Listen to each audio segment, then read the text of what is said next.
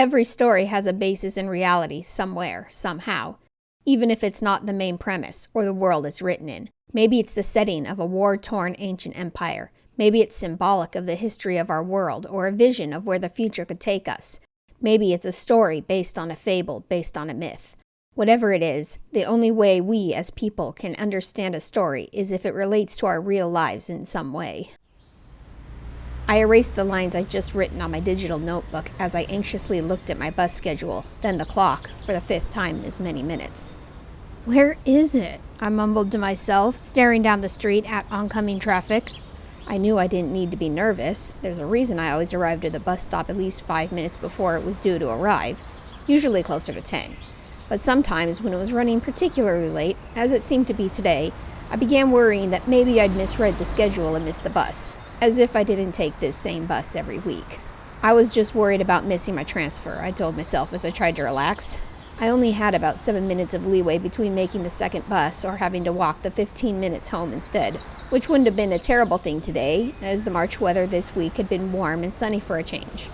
And at least I could walk. I looked back to my notebook and sighed. My essay for European Literature History class was coming along very slowly.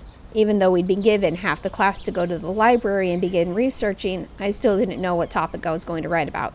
Our guide, a 2,000-word essay on the relationship between fictitious literature of the last millennium and modern society, was vague at best. Bus 54 to Terramore Station finally rounded the corner, and I breathed a sigh of relief. It pulled to a stop in front of me, and I scanned my bus pass as I boarded. Sometimes I wish I had my own car again, but after what happened, I shook my head and found an empty seat halfway down the bus. I whipped out my phone as I sat down and opened Chatterbox, a messenger, voice chat, and video calling program. I wasn't going to use either of the last two options at the moment, but there was someone I was excited to talk to. I looked for the name Mikael, only to see he was offline at the moment. Oh well. I saw my transfer bus driving away just as the one I was riding arrived at Terramore Station, and I mentally groaned. Walking it was. Pulling out my phone again as I started home, I left a message for Mikael, who was still offline.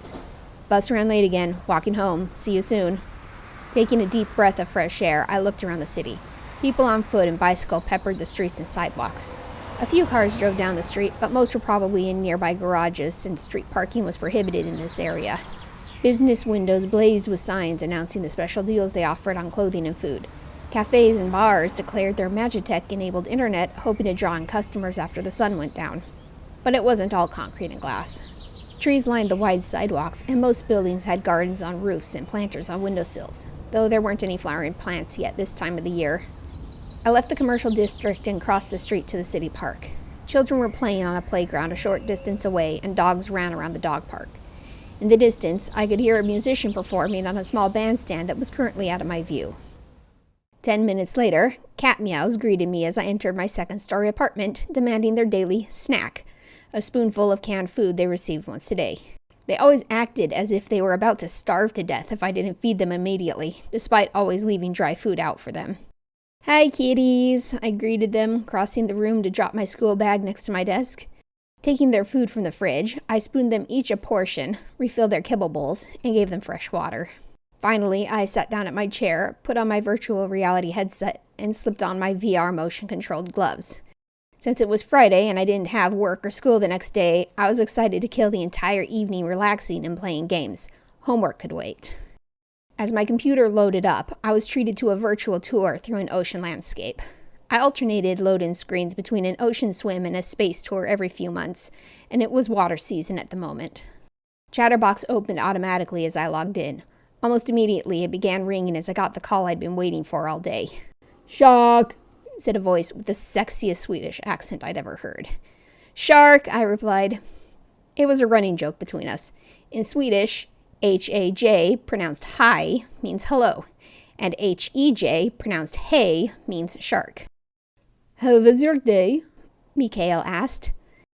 "Lit class today. We got an assignment for a report on the relationship between modern society and fiction, because that's such a clear topic." He laughed.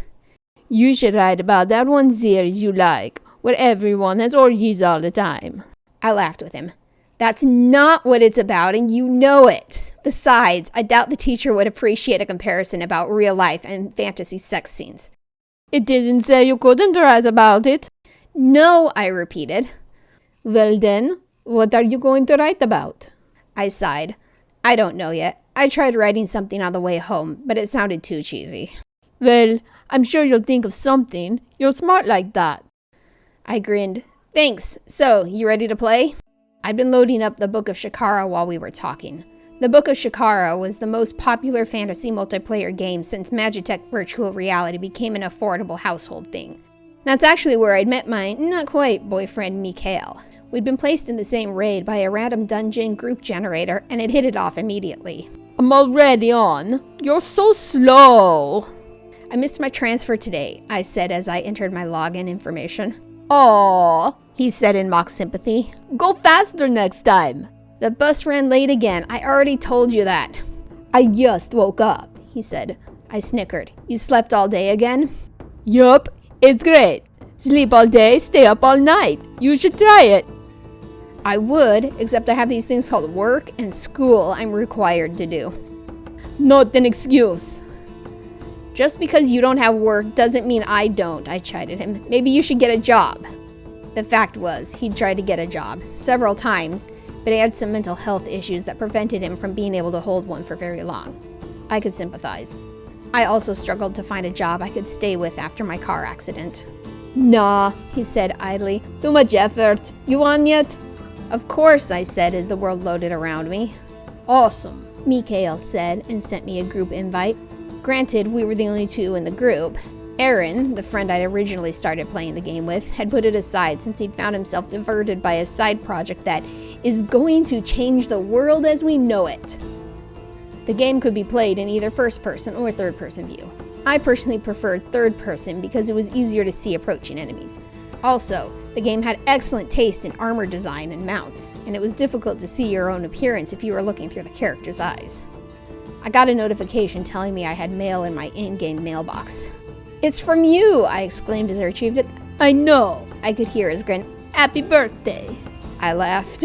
My birthday isn't for another 4 months. Okay then. Happy whatever day. I opened the gift to find a token for a mount I'd been drooling over for months, but hadn't gotten because it cost actual money to purchase. It was a dragon that had a shifting star and galaxy pattern on it. "Oh my god, oh my god, oh my god, thank you!"